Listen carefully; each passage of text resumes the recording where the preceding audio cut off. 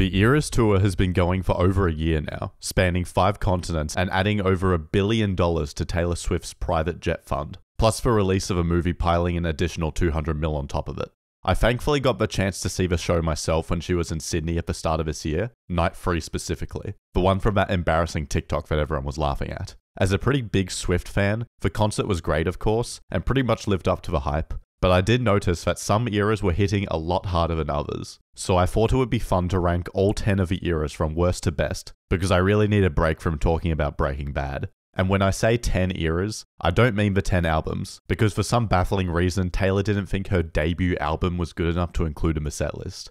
I'm talking about the 9 other albums, plus the acoustic section where she plays the surprise songs. I'll be judging each era based on a couple different criteria, like the visual presentation, the transition into each era, what songs are played, how long it goes for, etc. Obviously this list will be completely down to personal preference, and I know Swifties have a habit of going insane over the most menial shit, so just keep in mind that even if your favourite era is at the bottom of the list, I still like all of them regardless, just some more than others. Without further ado, here is every era's tour era ranked. Number 10. Welcome to the acoustic set! Including this one is honestly kinda cheating in the first place, since it's not themed around any one album in particular, and is more so a way to make each of the 150 plus shows feel a bit more distinct. It's kinda genius on Taylor's part, because it means that the fans will keep up with each show regardless of where it is, to find out which surprise songs were played. In terms of a presentation, it's just Taylor playing the guitar and piano, but it does end with a pretty memorable dive into the stage, which transitions really well into the midnight set. The idea she could play literally any of her songs was definitely exciting, and I was really hoping for something from Debut, but of course I didn't get what I wanted. Thankfully in the movie she plays Our Song, so at least there's that. So yeah, this part of the show is definitely appreciated, but it just doesn't compare to any of the actual album sets. I guess maybe if you're a sicko who goes to a tour multiple times, then this might actually be your favorite, since it's the only part that's actually different. Personally though, if I had to choose between this and an actual Debut set, I would take Debut in an instant. Or even better, combine the two like it was on the original set list, but preferably with more than just Tim McGraw. Anyways, time to get into the real shit. Number 9. I know this is a fan favorite for a lot of people, and Evermore the album I'm definitely a fan of, but for me, this set is easily the one I was least engaged with out of all of them. It's a pretty long set with 6 songs, and 2 of them have a lot of elongated setup, that being Champagne Problems where she yaps at the piano for what feels like an hour, and Tolerate It where she's setting up this godforsaken dinner table for an eternity. There's also the crowd cheering after Champagne Problems, which seem to go on forever as well. The whole time I was watching her setting that table, I was just thinking about how I could be watching her perform Debut right now, or literally any other song. In terms of the song choices themselves, I don't really have any problems with it. Willow and 'Tis the Damn Season are my 2 favorites off the album, so I'm glad those are included, but she could have cut Marjorie and dedicated that time to a different album, and I wouldn't have batted an eye. The aesthetic absolutely slaps though, with the moody lighting, and the performers creating that yellow glow behind them on the ground.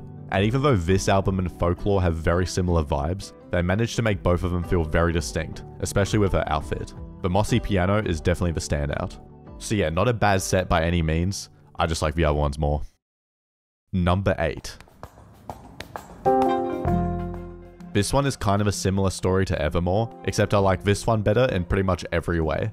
I already prefer Folklore over Evermore in general, and this extends to the tour as well, with all the songs being a lot more memorable for me. The length issue I had with Evermore is still at play, but to a lesser extent. There are 7 songs compared to Evermore's 6, but one of them, Illicit Affairs, is so truncated it may as well not even be there, even though it's actually one of my favourite parts. And there isn't any of that elongated setup like there was with that stupid dinner table. This era also holds a bit more significance for me, since it was the first clip of the tour I saw on TikTok when it started making the rounds, and what made me decide that I had to see it live, no matter the cost. Specifically the part where Taylor runs to the edge of a stage during August. Shoutouts to whatever TikToker was in the front row and filmed that. The main problem I have with this era is the One being on the set list. Not that I hate the One or anything, but I found it to be a super forgettable song compared to how good the rest of the songs are on the album. You could probably already tell where this is going, but I would definitely cut this song and put it towards a potential Debut set list, along with some other cuts that I'll get to later, or beef up one of the shorter sets like Speak Now. And then I would move Cardigan to the start of a set instead of where it currently is at the end for whatever reason.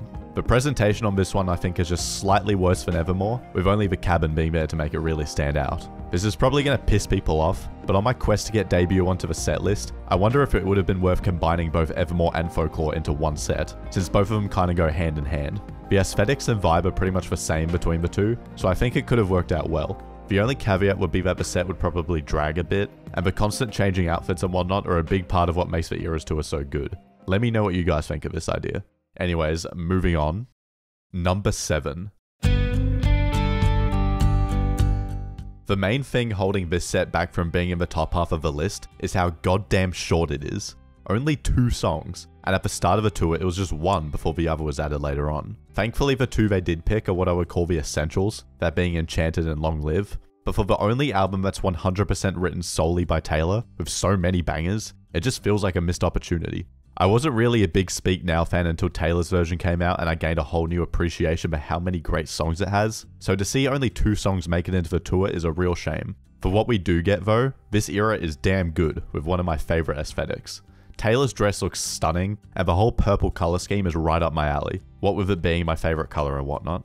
During my show, Taylor did play a bit of Haunted during the acoustic set, which was nice, and they do play Long Live again over the end credits of the movie, but I just can't get over how much of a missed opportunity this era is. You could have easily taken a song or 2 out of Evermore or Midnights and put in some bangers like Back to December or Better Than Revenge. This era may have Long Live, but sadly, the whole thing is short-lived. Number 6.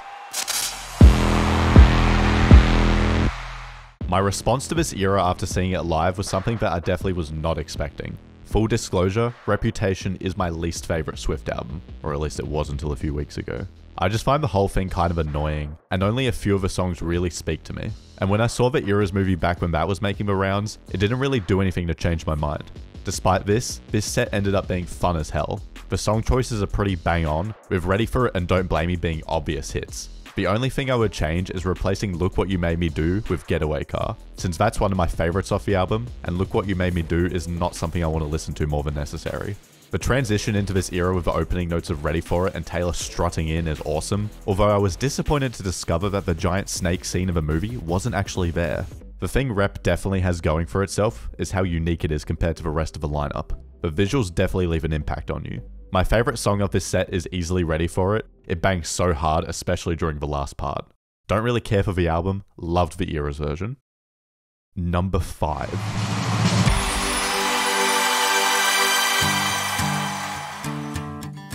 With this one, you really can't go wrong. Some of Taylor's most catchy songs are in this album, and she rightfully chose the 4 biggest hits to feature in the Era setlist. I'm nostalgic as hell for this album, and as soon as 22 started playing, I was locked in. Taylor's outfit with the t-shirt and the hat is iconic. It's also cool how her outfit changes throughout the setlist, first with the shirt and hat, then taking it off to reveal underneath, and then changing it again for the last song. Speaking of which, what really makes this era stand out is that it starts with 3 back-to-back catchy upbeat songs, and then it completely shifts gears to her 10-minute magnum opus All Too Well. We all know that this is one of her best songs, if not the best, and getting to hear the whole thing live was a treat. Another Eras Tour tradition during this set is when Taylor gives the 22 hat to one of the audience members, although for some reason she didn't give it to me during my show and gave it to some random kid instead. This was a pretty big oversight since I know for a fact she knows who I am. I honestly don't really have any problems with this era. It's just all bangers all the time. I wouldn't change the song choices at all, and I think it runs for the perfect amount of time. Good stuff. Number 4. The album that kicks off the entire show has got to make a good first impression, and this one absolutely delivers. For the longest time I considered Lover my favourite Swift album. It was the first one I bought on vinyl, Cruel Summer is a certified banger, Paper Rings is a bop, I love the aesthetic, etc. While I wouldn't say it holds that title anymore, this era is still peak. I'm gonna include the whole intro as part of this era, which is one of my favourite parts of the entire show. The build up with the Miss Americana lyrics, and then each album's name being said before Taylor finally shows up is next level. The Lover aesthetic is my favourite of all the albums, and the presentation embodies it perfectly. Everything's so sparkly and colourful, it's just such a vibe. The song choices are also perfect with just one exception. Opening with Miss Americana is very fitting, considering the whole thing, and how Loverfest was cancelled, and then jumping right into Cruel Summer, which has exploded in popularity thanks to this tour, was amazing. Of all the songs I was looking forward to seeing live, this was right at the very top. and it kind of became the poster song for the whole tour, which was great to see. She even released the live version on Spotify, which is cool and all, but just leaves me wanting for a whole album of all the live versions of the songs, so I can stop having to listen to some random people's uploads on Spotify. The Man is catchy as hell, and Lover and The Archer are great low-key songs to end on, especially The Archer, which sounds amazing live. But the one question mark I have is You Need to Calm Down. Now, I don't hate this song or anything, but it's pretty universally agreed on that both the singles on this album were botched, so why Taylor chose to highlight this song over something else is just baffling. I know this sounds crazy, but I honestly would have preferred Me over this, because at least that song is so bad that it's funny. For me, the obvious song to include over You Need to Calm Down is Paper Rings, but Death by a Thousand Cuts wouldn't be a bad shout either. Or maybe just cut the song entirely and put it towards another album. Maybe Debut? Other than that one song though, this is a fire era, and it was the perfect one to open the tour. I just hate the part where Taylor yaps about feeling like a man. Number 3.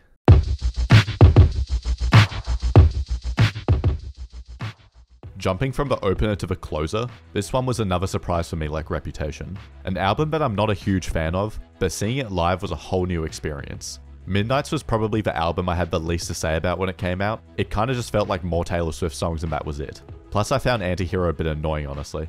Ever since then, and especially after this tour, I've had a complete 180 on the album and now I love it. The transition into this era is one of the best, with Taylor marching up the stairs onto the stage with the opening notes of Lavender Haze hyping everyone up. The visuals of this set are incredible. I love the blue, I think this is Taylor's second best outfit after one that we'll get to shortly, and the clouds in the night sky tie the whole thing together. The song choices are also on point. Lavender Haze has never sounded better. I love the guitar parts they incorporated into it. Antihero is a next level banger, I don't know why I ever thought it was annoying honestly. Midnight Rain is great, but a bit of an odd inclusion, probably could have been cut. Vigilante Shit is... okay, I actually don't really care for that song at all. It reminds me of Reputation in a bad way. I would just cut it, and I would also definitely cut Mastermind. Midnights has a lot of great songs, but most of them are from the 3 AM Until Dawn editions, so maybe Taylor just wanted to stick to the main tracks. Although she did include All Too Well 10-minute version, which is technically not from the original album, so what do I know? It's a shame though, because Hits Different, Would've, Could've, Should've, and Bigger Than the Whole Sky are some of my favorites off the album, and I'd take any of them over Vigilante Shit. And lastly we have Bejeweled, which sounds incredible, and then to top off the show, there's Karma. I didn't expect this song to work so well for the finale as it did, but hearing the instrumental play over Taylor and a crew waving goodbye at the end really did it for me. Like with Folklore and Evermore, I do think the set is a bit too long considering how short some of the other ones are, so cutting a song or two to put to its debut or something would have been appreciated. But overall, this was a great way to close out the show, and it's given me a whole new appreciation for Midnights. Number 2. This era is just perfection. My nostalgia for this album is even stronger than Red, and it's pretty much the same story in terms of my thoughts. It's only 3 songs, but 2 of them are perhaps Taylor's most iconic and catchy songs ever, and the other one is no slouch either. I said before that Lover is my favorite album aesthetic, but in terms of a visual presentation for this tour, Fearless is unbeatable. The gold and yellow set design and Taylor's matching outfit is so pretty, and the floor turning into a giant guitar is the cherry on top. The transition into this era from The Archer is also the best out of any of them, with the golden light filling the screens while her guitarists go sicko mode until Taylor finally arrives. Unfortunately in the movie this transition is cut out, which makes sense because technically nothing's really happening, but if you've been to the show you know what I'm talking about. And when Taylor does come skipping out the door with her guitar, it's straight bangers until the end. Fearless the song isn't one that I paid too much attention to on the actual album, but the live version with Taylor's silly dancing gave me a much greater appreciation for it. Starting to notice a trend here. The song is great and all, but it's really just the entree before the main course of You Belong With Me and Love Story. You Belong With Me is my favorite Taylor Swift song. Boring pick, I know, but I was going bonkers when she was performing it. It's the quintessential Taylor song and I will never get tired of it. Special shoutouts to Paul Sidoti who goes hard as fuck during his solo. And to top it off, she does Love Story, that song from The Bear. Even people who don't give a fuck about Taylor Swift know this song. This era just ticks all the boxes for me, and I was strongly considering putting it at the number 1 spot, but at the end of the day, it really only could have gone to number 1.